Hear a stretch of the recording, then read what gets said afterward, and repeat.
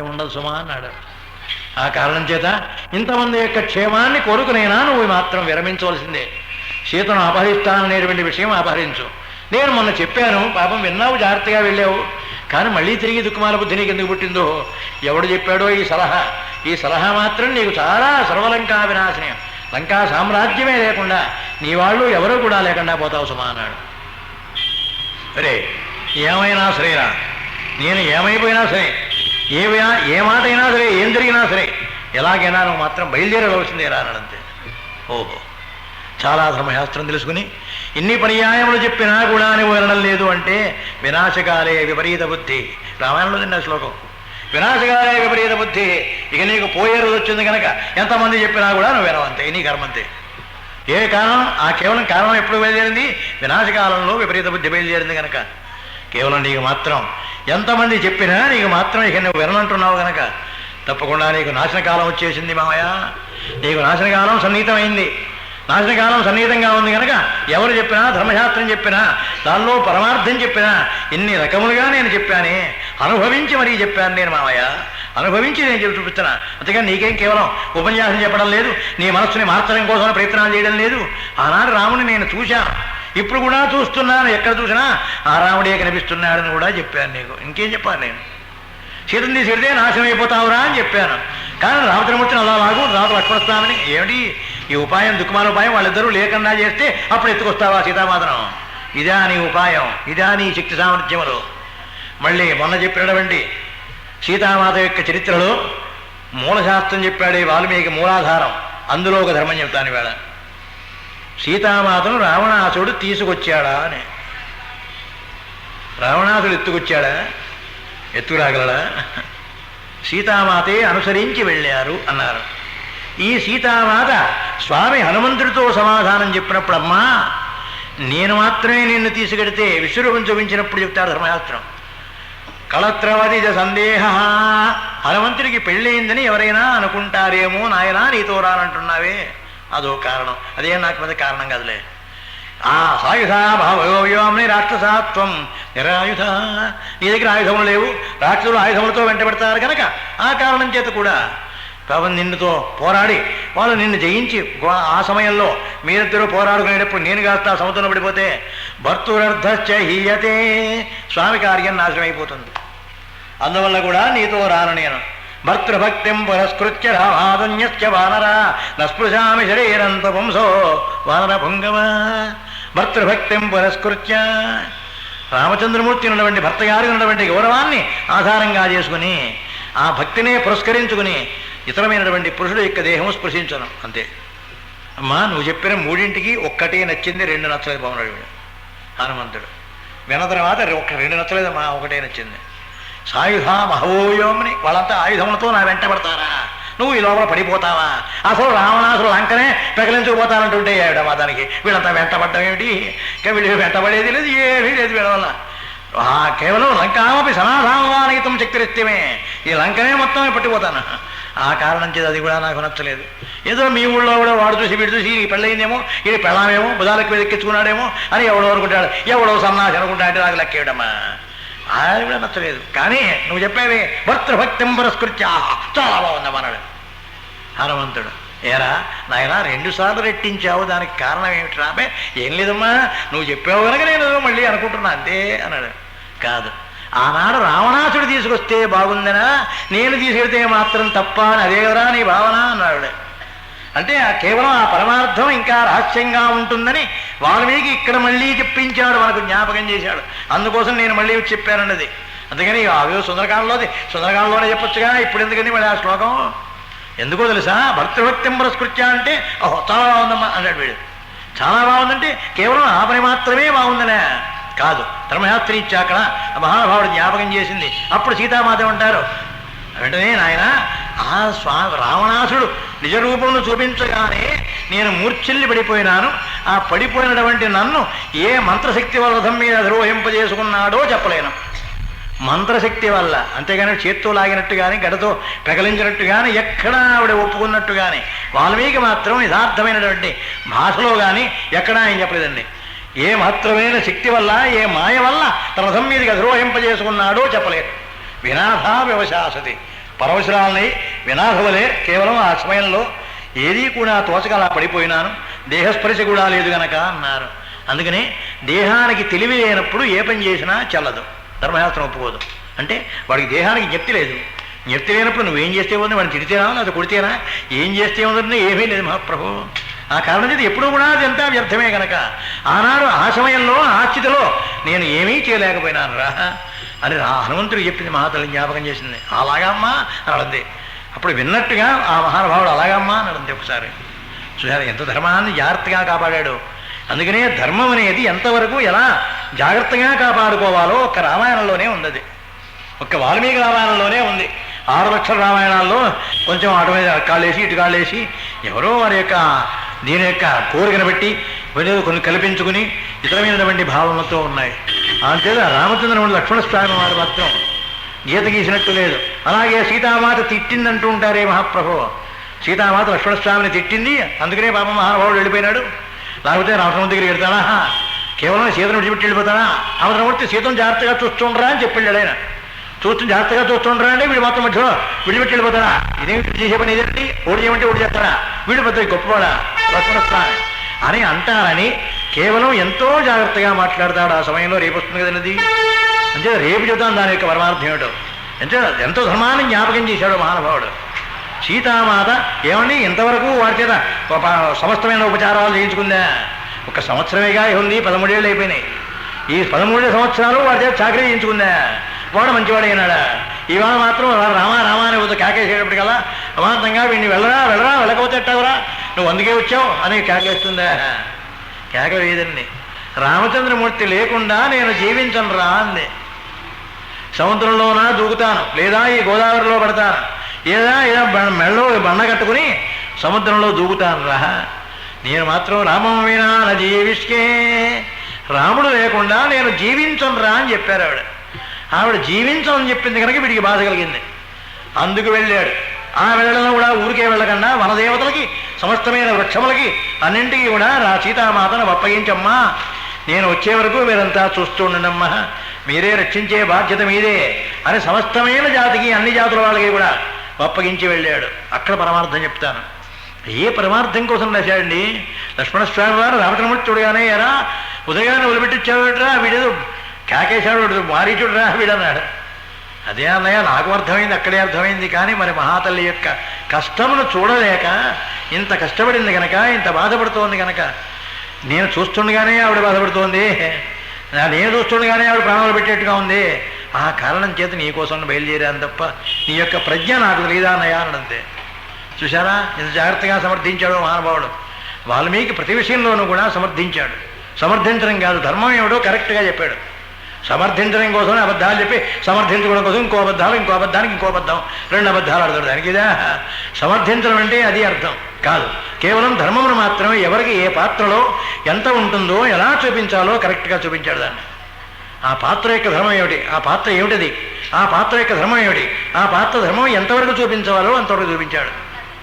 సీతామాత అపహరణం రేపు ఇక అంచేత కేవలం ఇవాళ ధర్మశాస్త్రం వచ్చా అందుకోసమనే జ్ఞాపకం చేశారు కనుక కరెక్ట్ అయిందండి ఇవాళ.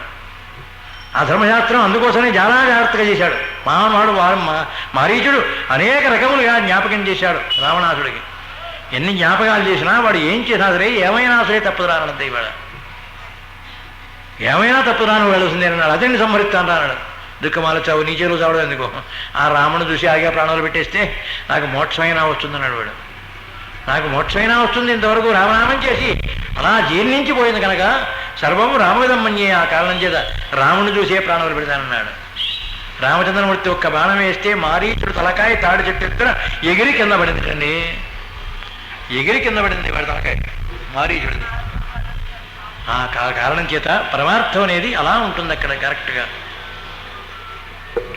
రేపు నా జన్మదినం, వైశాఖ శుద్ధ అష్టమి. మంగళవారం వచ్చినప్పుడు సరే, ఇప్పుడు రేపు లక్ష్మీవారం వచ్చిందనుకోండి, ఆశ్లేష నక్షత్రం కూడా కరెక్ట్గా వచ్చిందండి రేపు నా జన్మదినం. ఆ కారణం చేత అభ్యంగన స్నానాలు చేసిన తర్వాత కొంచెం సాయంత్రం గాత్రం పలకవచ్చు పలక్కపోవచ్చు, అది అందుకోసం చెప్పాను మహాప్రభు. అభ్యంగన స్నానం పురాణం చెప్పిన కాలంలో ఎవడు కూడా తలంటు పోసకూడదు. తలకాయ రుద్దాడా గాత్రం పలకదు ధర్మశాస్త్రం. ఇదిగో దీనివల్ల పలకది వేళ, అందుకనే ఇలా వేస్తూనే ఉన్నాను వెనక్కి. ఏదో మా టెక్నిక్ అండి, మాకు తెలుసు. కేవలం ఇప్పుడు కూడా గులాబీ దండ వేస్తే మాత్రం అది గొంతు పలకదండి, ఆగిపోతుంది. శాస్త్రి గారు రేపు పురాణం చెప్పడం అంటే గులాబీ పూలతో దండ వేస్తే పని కాదు, ఇతరమైనటువంటి పూలతో రకరకములుగా కలుపుతుంటే ఏదో వీడు అలా కుట్టుకుపోతూ ఉంటాడు. అందుకనే సగం ఇటు సగం అటు పెడుతూ ఉంటాం. అంటే ఇది మాత్రం మెడ మీద తగలకుండా చూసుకుంటాం. పురాణం చెబుతూనే ఉంటాం, అది మాత్రం ఆచరిస్తూనే ఉంటాం. అలా ఆచరిస్తేనే ధర్మం అండి. మరి వీడి గాత్రం ఎంతో పోషించుకోవాలి, గాత్రాన్ని ఎంతో జాగ్రత్తగా పోషించుకోవాలి. కానీ అరణ్యకాండ కనుక మరి ఎక్కడ నాగా పెట్టే అవకాశం లేదు కనుక, పెట్టకూడదు కనుక ధర్మశాస్త్రం ఒప్పుకోదుగా. అందువల్ల మాత్రం రేపు పురాణమే, కానీ ఎంతవరకు పలుకుతుందా అంటే మాత్రం చెప్పలేం. రేపు మరి అభ్యంగ స్నానం చేసి తీరవలే. రేపు క్షురకర్మ చేయించుకోవడానికి తప్పు లేదు. ధర్మశాస్త్రం అండి, రేపు క్షురకర్మ చేసుకుంటే తప్పులేదండి. వాడు జన్మదినం కనుక, వాడు పుట్టినరోజు మాత్రం ఎప్పుడు కూడా పనికొస్తుంది. ఇలా రకరకాల ధర్మాలు ఉన్నాయండి బాబు, వదిలేండిగా. ఈ సీట్లో కూర్చున్నంతసేపే దానికే ప్రభావం. అది ఎప్పుడు కేవలం ప్రార్థన తర్వాత. ప్రార్థనకి ముందుగా కూర్చుంటే ఏదో వాడికి ఇచ్చేసాం, మన బరువు తీరిపోయింది, ఏదో మామిడి పండు చెలు పెట్టేశాం కదా, అయిపోయింది, ఏదో పట్టుకుపోతాడు అనేటువంటి భావన మాత్రం కాదండి. ఆశీర్వచనం అనేది అమోఘం. కేవలం రామచంద్రమూర్తి కూడా మహదాశీర్వచనం కోసమే రచీశ్వరుల యొక్క సేవ కోసమని వెళ్ళాడు. అటువంటి పరమాత్మ కూడా మానవ ధర్మం చేత మానవత్వమును పొందాడు గనక, మానవుడై బ్రతికాడు గనక రాముడు. ఆయన ధర్మాచరణే మనకు ఆదర్శం. అందుకనే ఆ ధర్మమును గురించి ఆయన్ని భగవంతుడని చెప్పుకుంటున్నారు మీరు. ఆయన భగవంతుడు అవునో కాదు ఎవరికి లేదు. నేను భగవంతుడని ఆయన ఏం చెప్పలే. ఎందుకు కృష్ణ భగవానుడు చెప్పాడు తప్ప రామచంద్రమూర్తి మాత్రం ఎక్కడా నేను భగవంతుణ్ణి ఈ పని చేసేస్తాను ఆ పని చేస్తాను రా మీకు అని ఎక్కడా ఆయన చెప్పలేదు. ఏ పని చేయలేదు ఆయన. బో మహాప్రభు నాకేం తెలియదురా బాబు అని పాపం ఆయన గోల ఆయన పెడుతూనే ఉన్నాడు. అయినప్పటికీ ఆయన యొక్క ధర్మాచరణ మాత్రమే మనకందరికీ ఆదర్శప్రాయం. రామో విగ్రహవాన్ ధర్మ సాధు సత్యపరాక్రమ నేను ఒక శ్లోకం వదిలేశాను. అంటే కేవలం ఆ మారీచుడు మహానుభావుడు, వాళ్ళ శత్రువుడైనటువంటి మారీచుడు కూడా రామో విగ్రహవాన్ ధర్మ సాధు సత్యపరాక్రమ. రాముడంటే ఏమనుకున్నావు మావయ్య, మహానుభావుడు రామచంద్రమూర్తి అన్నాడు. రామో కేవలం సత్యపరాక్రమం గలవాడు మహానుభావుడు. సమస్తమైనటువంటి ధర్మములు కూడా నిలయమే మహానుభావుడు రామచంద్రమూర్తిది. అటువంటి వాడు కనుక దూలికి పోవద్దని చెప్పాడు నిన్న చెప్పిన మాటల్లో. అది కూడా ఒక ధర్మం. రామో విగ్రహవాం ధర్మ అంటే ధర్మం ఎలా ఉంటుంది అంటే రాముడి వలె ఉంటుంది అంతే. రాముడికి అంతేగాని నల్లగా ఉంటాడు, తెల్లగా ఉంటాడు, నీలమేఘశ్యాముడు ఎక్కడా లేదండి. స్నిగ్ధవర్ణ అవధారవాలను సుందరకాండలో మాత్రం స్నిగ్ధవర్ణుడు, తెలుపు నలుపు కలయబోస్తే ఏ రంగు వస్తుందో ఆ రంగు రాముడిది. తెలుపు మాత్రం జ్ఞానమునిస్తుంది, నలుపు అజ్ఞానమును పుచ్చుకుంటుంది. రాముడిని చూడగానే వాడికి ఉన్న అజ్ఞానం తొలగిపోవడం, జ్ఞానం కలగడం, ఇది మాత్రం ప్రధానమైన కర్తవ్యం. రామో విగ్రహవాం ధర్మ. ఆ కారణం చేత స్నిగ్ధవర్ణ అవధారవాలను రామచంద్రమూర్తి అంటే అటువంటి వాడు. మామయ్య నీకేం తెలుసు రామచంద్రమూర్తి సంగతి అన్నాడు పాపం మహానుభావుడు. ధర్మశాస్త్రం అది. ఆ కారణం చేత రామచంద్రమూర్తి యొక్క అవతారంలో ఎప్పుడూ కూడా ధర్మమునకు మాత్రమే ప్రత్యేకత, ధర్మమునకు మాత్రమే నిలయం, ధర్మాశయం మాత్రమే ఉండవలే. ఆ ధర్మం అనేది మాత్రం ఆ పాత్రలో ఎప్పుడు ఎక్కడ ఎందుకుందో మాత్రం చెప్పాలి. అలా చెప్పకపోతే మాత్రం రామాయణం ఎందుకు వ్యర్థం మహాప్రభు. మిగతా 6 లక్షల రామాయణాలు రాశారు, ఎందుకు దాలో కథ రాశారుగా. ఉషశ్రీ గారు కూడా రాశాడు కథ. ఇదంతా మా అమ్మగారు చెప్పింది అంటాడు చివరికి కథ మొత్తం అంతా చెప్పి చివరికి ఇదంతా మా అమ్మమ్మ ఎవరో చెప్పారని నా కథ జ్ఞాపకం తప్ప ఏం నాకేం లేదు. ఆ కారణం చేత అలా ఉంటే మహాప్రభు ధర్మశాస్త్రం కదది. కేవలం ధర్మం అనేది నాటి మాత్రమే ప్రాతినిధ్యం ఇవ్వాలి, ధర్మశాస్త్రానికి మాత్రమే విలువ ఇవ్వాలి. ఆ ధర్మాన్ని రామచంద్రమూర్తి ఎక్కడెక్కడ ఎప్పుడు ఎలా ఆచరించాడో చెప్పవాలి. అంతేకాదు ఆ రామచంద్రమూర్తి యొక్క ఆచరణ, ఆ ధర్మం ఉంది, వేదం వాల్మీకి మహర్షి చెప్పింది మనకు కూడా ఎటువంటి విధంగా ఉపయోగపడుతోంది, మనం కూడా ఎలా బ్రతకాలని నేర్పుతోందో చెప్పాలి. అలా మానవ సమాజమునకు కూడా అర్థం చెబితే కానీ రామాయణం కాదయా అన్నాడు నాకు ఎవరో కంచి స్వామివారు, గురువర్యులు కంచి పెద్ద స్వాముల వారు. రామాయణం చెప్పడం అంటే తేలిక అనుకున్నావేమో, అందులో వాల్మీకి రామాయణం చెప్పేవారు ఉన్నారా అని అడిగాను నేను, తెలుసా నిన్న అన్నాడు. చెప్పేస్తానండి అన్నా. ఏమిటి చెప్పేస్తావా నువ్వు అన్నాడు. అనంతరం ఏదో శ్లోకాలు కదండి, చిన్న శ్లోకానికి చదివితే అర్థం చెప్పేస్తానన్నాను. ఆ కారణం చేత నాకేం రామాయణం చెప్పడం అంటే పెద్ద కష్టం కదా అని సాయంకాలం అడిగితే పరమాత్మ అప్పుడు చెప్పారు, ఆయన రామాయణం వాల్మీకి రామాయణం చెప్పడం అంటే ఏమిటో తెలుసా నీకు అసలు అన్నాడు. రామాయణమే చూడండి ఇంకా అర్థం చెప్పడం ఏమిటి తెలుస్తుంది మహాప్రభు నాకు, అందుకోసం ఏమిటో తెలుసా అంటే చిత్తం ఇది అర్థం చెప్పడమే కదండి, కథే కదా అన్నాను. కథ కాదు, బాహ్యమునకు మాత్రమే కథ. బాహ్యమునకు మాత్రం కథ కనిపిస్తూనే ఉంటుంది. వాడు వాడి తర్వాత అనంతరం ఏదో మనకందరికీ వచ్చుగా కథ ఎలాగో మనకందరికీ వచ్చు. బాహ్యమునకు మాత్రమే కథ, అంతరార్థంలో మాత్రం పరమార్థం చెప్పవలే. అనంతరం మానవ సమాజానికి రామాయణం ఏం చెప్పింది, మానవ సమాజానికి రామాయణం ఏం నేర్పిందో చెప్పాలి. ఆ 3 రకములుగా ఎప్పటికప్పుడే ధర్మాన్ని కనుక చెప్పుకుంటూ వచ్చావా రామాయణం చెప్పడానికి అర్హుడివి, లేదా అన్ఫిట్ తీసేమనంతే. నువ్వు ఎందుకు మనకి రామాయణం చెప్పడానికి నువ్వే కావాలంటే రామాయణం చాలామంది చెప్తారు మహాప్రభు. కేవలం రామాయణానికి అర్థం చెప్పడం, రామాయణం అంటే ఏమిటో అందరికీ తెలుసు. ఆ తెలిసిన దాని గురించి మాత్రమే నువ్వు మాట్లాడతావా? ఇంకోలాగా 2 శ్లోకాలు బాగా చదువుతావు కమ్మగా, కొంచెం గాత్రం బాగుంటే కాస్త వయసులో ఉన్నప్పుడు ఇంకా బాగా చెబుతూ ఉంటావు. అంత మాత్రం చేత రామాయణం అయిపోతుందా? రామాయణానికి ధర్మం చెప్పవలే. ఆ ధర్మం మానవ సమాజానికి కూడా ఏం చేస్తుందో, ఎందుకు పనికొస్తుందో కూడా చెప్పాలి. మానవ సమాజానికి పనికొస్తుందని చేతనే రామచంద్రమూర్తి యొక్క కథావృత్తాంతాన్ని మహామహాహరుడు కేవలం రామాయణం అనేది కేవలం ప్రమాణానికి పనికొస్తుంది. ప్రమాణ గ్రంథం అంటే ఒక రామాయణమే ప్రమాణ గ్రంథం. మరి ఏది కూడా నెత్తిన పెట్టుకుని ప్రమాణం చేస్తే ఏం కాదు, ప్రమాదం లేదు. వాల్మీకి రామాయణం నెత్తిన పెట్టుకుని ఒక అబద్ధం చెప్పాడు అంటే వాడి వంశం పోతుంది మహాప్రభు. అందుచేతనే నీకు బాకీ ఇవ్వాలా ఇవ్వక్కర్లేదు అని ప్రమాణం చేయమని అంటారు. ప్రమాణం చేయడం కాదు, వాల్మీకి రామాయణం నెత్తిన పెట్టుకు ప్రమాణం చేయాలి. వాల్మీకి రామాయణమే కనుక నెత్తిన పెట్టుకు ప్రమాణం చేశాడా, అబద్ధమే చెప్పాడా, వాడి వంశం పోతుందంటే ఇక మళ్ళీ వాడికి శిక్ష అక్కర్లేదు మహాప్రభు. ఎన్ని శిక్షలు ఏమైనా అక్కర్లేదు. అటువంటి గ్రంథం వాల్మీకి రామాయణం అంటే దానిలో అంత పవర్ ఉంది. ఆ పవర్ మాత్రం పరమాత్మ అలా జ్ఞాపకం చెయ్యాలయా అన్నాడు మహానుభావుడైన. సరే, ఆ కారణం చేత నిన్నటి కథావృత్తాంతంలో కథ కూడా చెప్పేశాను కనుక ఇవాళ రే నాయన మారీచ, ఇవాళ నిజమైనటువంటి రాక్షసుడు అనిపించుకున్నావురా అన్నాడు. ఒక పర్యాయం మారీచుడిని పట్టుకుని, రే నిజమైనటువంటి రాక్షసుడని ఇప్పుడురా నీ యొక్క శక్తి సామర్థ్యములు ఇప్పుడు చూపిస్తున్నావురా అన్నాడు. మామయ్య, నేను మాత్రం ఇప్పుడే చూపిస్తున్నానా? నీకు మాత్రం అలా కనిపిస్తోంది, నాకు ప్రాణం పోతోంది అనిపిస్తోంది. నా బాధన అది. ఏం చేయమంటావు? ప్రాణం పోవడం కన్నా బాధ ఏముందిగా? అంతన్నిటికన్నా వివాదాస్పదమైనటువంటిది, అన్నింటికన్నా దుఃఖకరమైనది కేవలం తన ప్రాణం పోవడమే. ఆ కారణం చేత ఏం చేస్తానులే, నీ మాట ప్రకారం బయలుదేరి పెడుతున్నానన్నాడు. అమాంతంగా రావణ బ్రహ్మ మారీచుడిని కౌగిలించుకున్నట్టండి, సంతోషించాట. ఆహా, ఇవాళ నా మాట విన్నావు, మొత్తం మీద నా మాట విన్నావు, నేను చెప్పినటువంటి పని చేయడానికి అనుకూలించావు. ఆ కారణం చేత ఏమైనా సరే తప్పక జరుగుతుందిరా అన్నాడంతే. అలా తీసుకువెళ్ళాడు. మారీచాశ్రమ రామచంద్రమూర్తి యొక్క ఆశ్రమ ప్రాంతమునికి వెళ్ళారు. కిందకి దింపేశాడు రథం. వాడు రావణ బ్రహ్మ కిందకి దింపేశాడు. ఒరే ఇక సాయన నీ పని అన్నాడు. వెంటనే మారీచుడు లేడి రూపాన్ని ధరించాడు. ఆ ధరించి మెల్లగా మెల్లగా వెడుతున్నాడు. ఏం తింటున్నాడు? అరిటాకులే తింటున్నాడు. పరమార్థం వాడు గడ్డి ఉన్నా ఇతరంగా ఏమున్నా తిండంలా అరిటాకులు మాత్రమే ప్రత్యేకించి తింటున్నాడు. ఆ దృశ్యమును రామచంద్రమూర్తి చూశారు. రామచంద్రమూర్తి అప్పుడే చూసినా ఊరుకున్నారు. సరే, ఎందుకులే తింటోందిలే అని కాదు, రామచంద్రమూర్తికి ధర్మశాస్త్రం తెలుసు, అందుకోసమని ఆయన ఊరుకున్నాడు. ఆ ధర్మశాస్త్రం సీతామాతకి చెబుతాడు. అనంతరమందు స్వామి, చాలా అందంగా ఉందండి ఈ లేడేమిటో, ఇది నిజంగా లేడా మహాప్రభో? చాలా విపరీతమైనటువంటి సౌందర్యం కలదే ఇది, సమస్తమైనటువంటి లేళ్ళు కూడా దీన్ని చూస్తున్నాయని అన్నాడు సీతామాత. వెంటనే లక్ష్మణస్వామి అందుకుని, నిజమైన లేళ్ళన్నీ దీన్ని చూసి పారిపోతున్నాయే మహానయ అన్నాడు. నిజమైన లేళ్ళన్నీ దీన్ని చూసి పారిపోతున్నాయి. నిజంగా కనుక లేడే కనుకైతే కాస్త వాసన చూడడమో, దాంతో కలిసి కొంత దూరం నడవడమో, రెండూ కలిసి ఏదైనా ఆహారం తీసుకోవడానికి ప్రయత్నించడమో అటువంటి పని ఏదైనా చేస్తారు. రీసౌండ్ వస్తుంది సరే, అక్కడికి ఇక్కడికి తేడా. రీసౌండ్ వచ్చేస్తుంది, గొంతు పెంచానా రీసౌండ్ వచ్చేస్తుంది. ఏం చేయాలి? భయపడుతూ ఇవాళకి అలా తగ్గించుకుని గొంతు చెప్పాలి మహాప్రభో. అక్కడైతే మన స్వేచ్ఛ. ఆ గాలి ఎంత గాలి వస్తుంటుంది కనుక ఎంత స్పీడ్గా చెప్పినా సరే, నువ్వు ఎంత స్పీడ్గా చెప్తే అంత అందంగా కనిపిస్తుంది అక్కడ. ఆ కారణం చేత ఏమైనా సరే నువ్వు మాత్రం ఈ లేడిని కొంచెం జాగ్రత్తగా చూస్తూ ఉండరా అన్నాడు పాపం అన్నగారిని. అన్నగారితో తమ్ముడు ఇలా అంటున్నాడు. వెంటనే 2 మాటలు కూడా వింది సీతామాత. భర్త గారు చెప్పింది, మరిది గారు చెప్పిన మాట కూడా విని, ఇదం రాక్షసావాసం మహాప్రభో, ఇది రాక్షసులు ఉండే చోటు కనుక వీడు కూడా రాక్షసుడేమో అనే అనుమానం మీకు రావడం ఖాయం, తప్పులేదు కదా.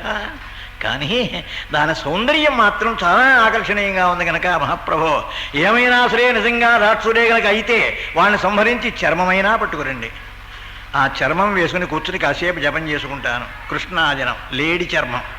ఆ లేడి చర్మం కనుక వేసుకుంటే మానవుడికి జ్ఞానం కలుగుతుంది, వెంటనే తపశ్సిద్ధి కలుగుతుంది. అందుకనే లేడి చర్మం ఎప్పుడూ వేసుకోవాలి. కృష్ణాజనం వేసి కూర్చుంటారు.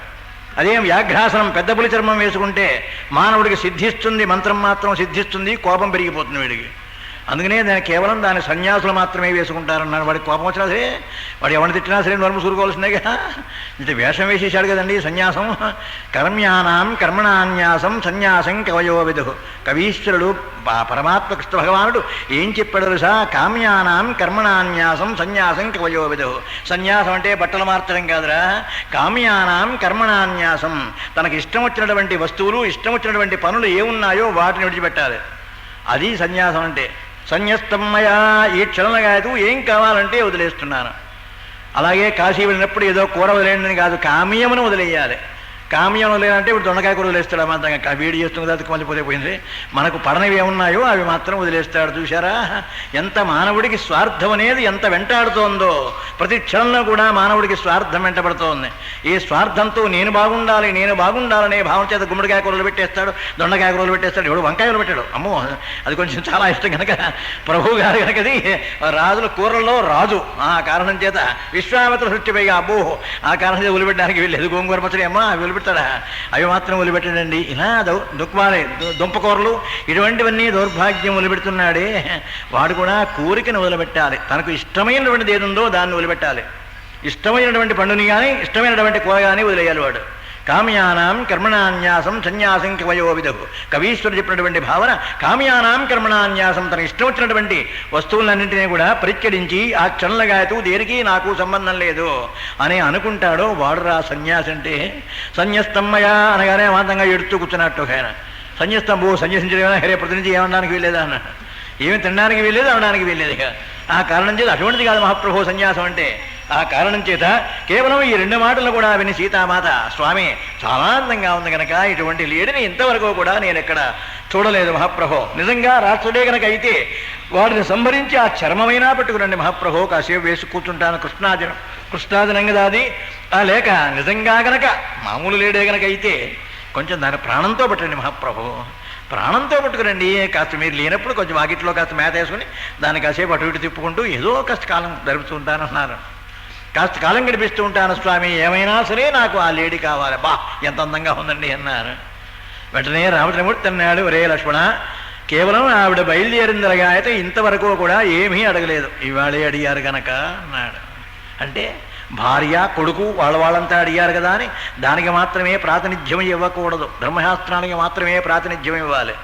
ధర్మం ఏమిటి, ఇంతవరకు అడగలేదు, ఆవిడ ఇప్పుడే అడిగింది కనుక ఏమైనా సరే దాన్ని తీసుకొస్తానురా, నువ్వు ఉండరా ఇక్కడ. సీతారక్షణ తత్పర, సీతను మాత్రం జాగ్రత్తగా కాపాడుకుంటూ ఇక్కడే నువ్వు జాగ్రత్తగా ఉండరా అన్నాడు. సీతారక్షణ తత్పర, నువ్వు అలా ఉంటూ నేను మాత్రమే వెళ్ళి దాన్ని మాత్రం తీసుకొస్తానురా అన్నాడు. అంటే పరమార్థం అక్కడ కేవలం ఏ ధర్మశాస్త్రీత్యా సీతామాత ఆ వైకుంఠమును విడిచిపెట్టి ఇక్కడికి వచ్చి లక్ష్మీదేవిగా అవతరించిన తర్వాత జానకిగా జన్మించిన తర్వాత ఆ మహాతల్లి ఇంతవరకు నాది అనేటువంటి భావన రాలేదు, ఇప్పుడే వచ్చింది ఇది నాది అనే భావన. అందుకనే స్నేహం చేసేటప్పుడు కూడా ఆ స్నేహితుడిని పరీక్ష పెట్టాలంటే ఏమంటే ఆ పరీక్ష రత్నమో రథమో వస్త్రములో ఆ బంగారమో లేకపోతే వెండో అటువంటివి పెద్ద పెద్ద పోగులు పోసి ఒరే దీన్ని తీసుకోవటరా పంచుకోవాలరా అన్నట. ఏం పంచుకోవాలా పట్టుకోరా అని ఎవడంటాడో వాడితో చేయాలి స్నేహం. ఇది నాది ఇది నీది, ఈ వాటా నీకు ఈ వాటా నాకు అనుకుంటే వాటాలు కనుక పంచితే వాడు కొంచెం ఎక్కువ వాటా వేసుకుంటాడని వీడికి అనుమానం. వేసుకున్నా వేసుకోకపోయినా వీడికి అనుమానం మాత్రమే వచ్చేస్తుంది. వాడితో స్నేహం చేయద్దంతే, వాడితో స్నేహం చేయకూడదండి. అలాగే ధర్మం తెలిసో తెలియకో ఒకరితో స్నేహం చేసిన తర్వాత వాడు అనంతరం మన గురించి ద్వేషించినా మన గురించి ఏం మాట్లాడినా ఇక మాట్లాడడం మానే, అంతేగాని వాడిని మాత్రం తిట్టకు. ఆ తిట్టేంత శక్తి ఉంటే ముందుగానే తిట్టకపోయినావా? ముందు స్నేహం చేసేప్పుడు మాత్రం బాగున్నాడా, అనంతరం మాత్రం అటువంటి వాడు ఇటువంటి వాడు నిన్నదాకా మొన్నదాకా బాగా మాట్లాడాడని చెప్తావా? అందుకనే స్నేహ కారణాలు అక్కడ మహానుభావుడు సుగ్రీవుడితో రామచంద్రమూర్తి స్నేహం చేసినప్పుడు చెప్తాడు ధర్మశాస్త్రం అంతా కూడా. సరే అక్కడికి వాయిదా వచ్చే కాండగేలండి, కిష్కింధ కాండగే వాయిదా, ఎక్కడికో కాదు. స్నేహం అనేది ఎలా చేయవలే, ఎందుకు చేయవలే, స్నేహానికి కారణం ఏమిటి? సుహృత్తు వేరు, స్నేహితుడు వేరు, మిత్రుడు వేరు. ధర్మశాస్త్రం అండి. ఆ ధర్మశాస్త్రంలో మిత్రుడు వేరు, కేవలం సుహృత్తు అంటే వాడు వేరు, కేవలం ఇతరమైనటువంటి స్నేహితుడు వేరు. ఆ స్నేహితుడు అనేవాడు తాత్కాలికంగా మాత్రమే స్నేహం. ఓ రైల్లో కూర్చున్నాం కాసేపు మాట్లాడుకుంటూ ఉంటాం, స్టేషన్ వచ్చేప్పటికి వీడు దిగిపోతాడు, ఆ స్టేషన్ వాడు దిగిపోతాడు. ఇదే స్నేహం, వాడు స్నేహితుడు, డియర్ ఫ్రెండ్. అది ఒక్క ఫ్రెండే వచ్చు తుక్కుమాలి ఇంగ్లీష్లో, ఇంకేం రాదు మహాప్రభు. మిత్రుడు అంటే ఏమిటో తెలుసా మహాప్రభు? కేవలం ఎంతకాలమైనా స్నేహం నిలబెట్టుకోవడానికి ప్రయత్నం చేస్తాడే వాడి పేరు మిత్రుడు. అలాగే సుహృత్తు అంటే సృష్టి హృదయం దుదాతీతి సుహృత్తు, తన యొక్క హృదయమును వాడికిస్తే ఆ హృదయమును మాత్రం జాగ్రత్తగా రక్షించేవాడు ఉంటాడే వాడి పేరు సుహృత్తు. రామచంద్రమూర్తికి సుహృత్తు ఎవడో తెలుసా? విభీషణుడు కాదు మహాప్రభు, విభీషణుడు మాత్రమే సుహృత్తు, కేవలం మిత్రుడు మాత్రమే సుగ్రీవుడు. అందుకనే వీడికి మాత్రం కిరీటం తిరిగి పంపించాడు రామచంద్రమూర్తి గారు. వాడికి మాత్రం రే మీ అన్నయ్య పూజ చేసినటువంటి దేవతార్చన నా దగ్గర ఉందిరా, మీ అన్నయ్య మరణించిన తర్వాత నేనే జాగ్రత్త చేశాను దాన్ని, అందువల్ల ఈ మహానుభావులందరినీ తీసుకెళ్ళి పూజించుకుని రాజ్యం చేయరా అని దత్తం చేశాడు రామచంద్రమూర్తి. చూశారా, సుహృత్ని ఎలా చూశాడో మిత్రుడిని ఎలా చూశాడో ఆ చూడడంలోనే తేడా చూపించేశాడు పరమాత్మ వాల్మీకి మహర్షి. ఆ ధర్మాన్ని జాగ్రత్తగా ఏదో ఆ పుచ్చుకున్నంత మాత్రం చేత ఇచ్చినంత మాత్రం చేతనే వాళ్ళు మిత్రులు అవుతారా, లేకపోతే మిత్రులు గారా అంటారు వీళ్ళు. కాదండి, మిత్రుడు వేరు, సుహృత్తు వేరు, ధర్మం అనపడానికి స్నేహితుడు వేరు.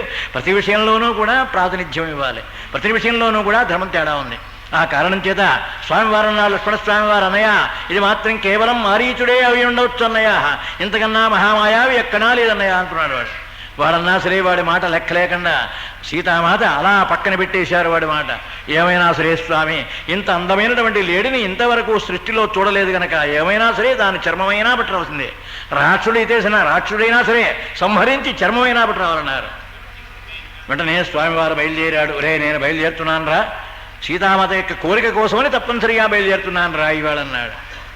సీతారక్షణ తత్పర, నువ్వు మాత్రం సీతారక్షణ తత్పరుడివి, జాగ్రత్తగా ఆశ్రమం ఈ ప్రాంతం అంతా జాగ్రత్తగా చూస్తూ ఇక్కడే ఉండరా అన్నాడు. అన్నయ్య నువ్వు చెప్పాలా, అయినా నువ్వు వెళ్ళక్కర్లేదన్నయ్య, నేను ఎడితే చాలు వాడి సంగతి అయిపోతుంది, వాడిని పంపించడమేగా, అంతకన్నా వాడేమో తీసుకొచ్చేది మనం, వాడిని పంపించడమే, వీడు బహుశా మారీచుడే అన్నాడు వాడు. అంటే సుస్థిరమైన జ్ఞానం కలవాడు వాడు. ఆ కారణం చేత వాడు గుర్తించాడు, అప్పుడే గుర్తించాడు వాడిని. వీడెవడో గుర్తించాడు మహానుభావుడు సుస్థిరమైన జ్ఞానం కనుక. ఆ కారణం చేత వాడన్నాడు వీడిని పంపించేయడం కదా అన్నయ్య, ఆ పంపించేయమన్నాడు నేను చూస్తాగా అన్నాడు. ఆ పంపించేయడం నేను చూస్తా కదా, వాడిని పంపించేస్తాను నువ్వు వెళ్ళక్కర్లేదన్నయ్య అన్నాడు. ఏమైనా సరే ఆవిడ అడిగింది కనుక, ఇంతవరకు ఏదీ అడగలేదు కనుక, అయోధ్య నుంచి బయలుదేరిన తర్వాత ఏదీ కూడా అడగలేదు, నాది అనేటువంటి భావన ఆ తల్లికి రాలేదు. ఈవేళ ఒక్కటే అడిగింది కనుక ఏమైనా సరే నేనే పెడతాను రా, నువ్వే కూర్చోమన్నాడంతే. నువ్వే కూర్చోరా, సీతారక్షణ తత్పర, సీతను జాగ్రత్తగా చూసుకుంటూ ఈ ఆశ్రమం ఈ ప్రాంతం అంతా కూడా జాగ్రత్తగా రాక్షసులు వస్తారేమో జాగ్రత్తగా కాపాడుతుకుంటారా అన్నాడు. అని రామచంద్రమూర్తి గారు బయలుదేరి వెళ్ళిపోతున్నాడు. ఆడు వాళ్ళ దొరికినట్టు దగ్గరికి వచ్చినట్టే కనిపిస్తూ ఉంటాడు, అంతలో మాయమైపోతూ ఉంటాడు, దూరం అయిపోతూ ఉంటాడు. అలా ధనస్సు విడిచిపెడుతూనే ఉన్నాడు, బాణం వదులుతూనే ఉన్నాడు. పరమాత్మ ఎలా అలా అలా అలా దూరం తీసుకుపోయినాడు. స్వామివారికి కొంచెం శ్రమ కలిగింది. రే ఏమిట్రా వీడు ఇలా ఆగినట్టే ఆగుతున్నాడు, ఇలా దొరికినట్టే దొరుకుతున్నాడు, ఒక్క దెబ్బ తగలట్లేదు వీడికి, ఎవడరా వీడు అని ఒక్క పర్యాలం చూచారు జ్ఞాననేత్రంతో స్వామి రామచంద్రమూర్తి. అప్పుడు వెంటనే వీడిని సంహరించాలి అనే ఒక నిర్ణయానికి వచ్చేశారు. వీడిని సంహరించవలసిందే తప్ప వీడిని మాత్రం విడిచిపెట్టకూడదు అనే ఒక నిర్ణయానికి వచ్చేశారు పరమాత్మ. ఆ మహర్షి గారు ఇచ్చినటువంటిది ఆ అంబులపుది ఉందిగా, ఆ అంబులపులో సుధీష్టమైనటువంటి బాణాన్ని తీసి ఒక్క పర్యాయం సంధించి వదిలేశారు. వాడి శిరస్సు తాడు చెట్టెత్తున ఎగిరి కింద పడింది. మహాప్రభు ఎగిరి కింద పడింది. హా సీతేది అన్నాడు. సీత లక్ష్మణాన్ని కేక వేశాడు. ఏమిట్రా వీడు ఇంత కేకేస్తున్నాడు అని పెద్ద కేక వేశాడు మహాప్రభు. సీతా లక్ష్మణాన్ని కేక వేశాడు. ఆ కేక చాలా గంభీరంగా వినిపిస్తోంది. మహాప్రభు ఏమిట్రా వీడు చచ్చిపోయేటప్పుడు ఆ మాట అన్నాడు ఏమిట్రా అని మహాభావుడికి రామచంద్రమూర్తికి అనుమానం వచ్చింది. వీడు ఏమిట్రా ఈ మాట మాట్లాడుతున్నాడు అని. సీతా లక్ష్మణాన్ని కేక వేశాడు. అలా ప్రాణములు పెట్టేశాడు వాడు.